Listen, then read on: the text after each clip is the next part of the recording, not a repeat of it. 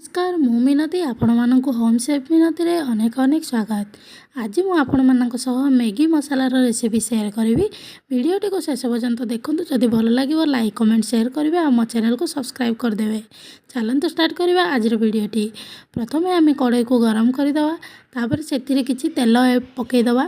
तेल गरम होगापर आम से कटा होता रसुण पकईवा। रसुण को मुझे छोट छोट पीस काटी ताकू आम भल भाव भाजवा अल्प समय। तापर अल्प समय भाजवा जमी यार रंग बदली तापर आम से कंचा लंका को सेमती छोट छोट ही काटी। जेहेतु मैगी बनैबा तो छोट छोट काटिबा निहाती दरकार, से बहुत चुन चुन कर काटी। दुईटी कंचा लंका नहीं ताको आम भल भाव पकईकी भाजीदे। तापर मुझे पियाज गोटे पियाज नहीं ताको भी एमती छोट छोट पीस काटी देछि। ताको आम पकईदे पियाज को अल्प समय पियाज को भी भाजवा जमीती यार कलर चेंज न होइछे। अल्प समय भाजिला परे देखो यार कलर चेंज होगा पियाजर। तापर आम ए मटर पकईवा। मटर मुझे नहीं फ्रोजेन मटर, आपण पाखे मटर थिले आपण पकई पारे। तो यहाँ ऑप्शन आपण चाहिए पकईबे नथिले नहीं। तो मटर को आम अल्प समय भाजीदे। तापर ए किसी हलदी गुंड आ लंका गुंड पकईदे। मसला गुंड गरम मसला कि किसी मसला थिले आपण पकई पारे। जेहेतु मैगी मसाला बनाऊे से मसला पकईवा दरकार। तो से आको आम अल्प समय एमती भाजवा मसला को। तापर आम ए टमाटो पकईदे। टमाटो को भी मुझे छोट छोट काटी जमीती शीघ्र सीझी गला भाया।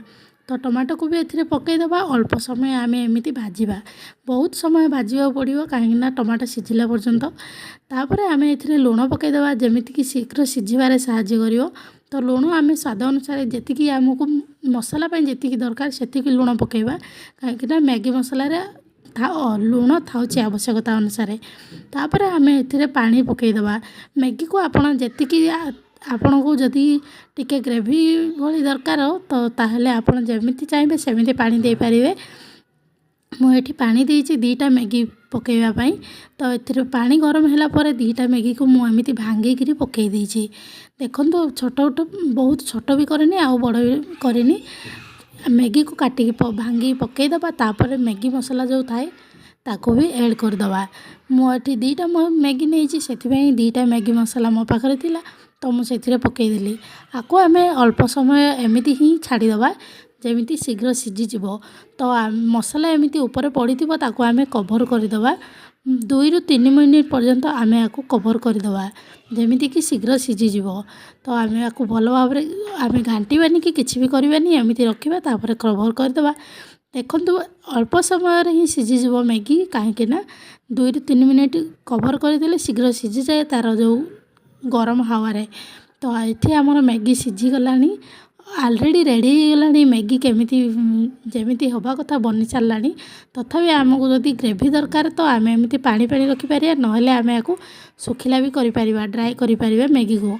तो आपको जदि आम अल्प समय एमती बसैवा गरम लो फ्लेम रे बसैवा आउ अल्प समय बसईदे। तापर आम गैस को बंद करदे।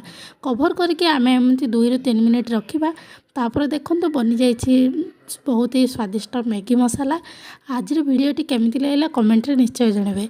घर संध्या समय कि सकाळू पिला मानक भी दे पारिबे, छोट छुआ को दे पारिबे कि बड़ लोक भी खाई पारिबे। तो पुणी आसबे आउ एक नुआ वीडियो रे। रहूछि जय जगन्नाथ।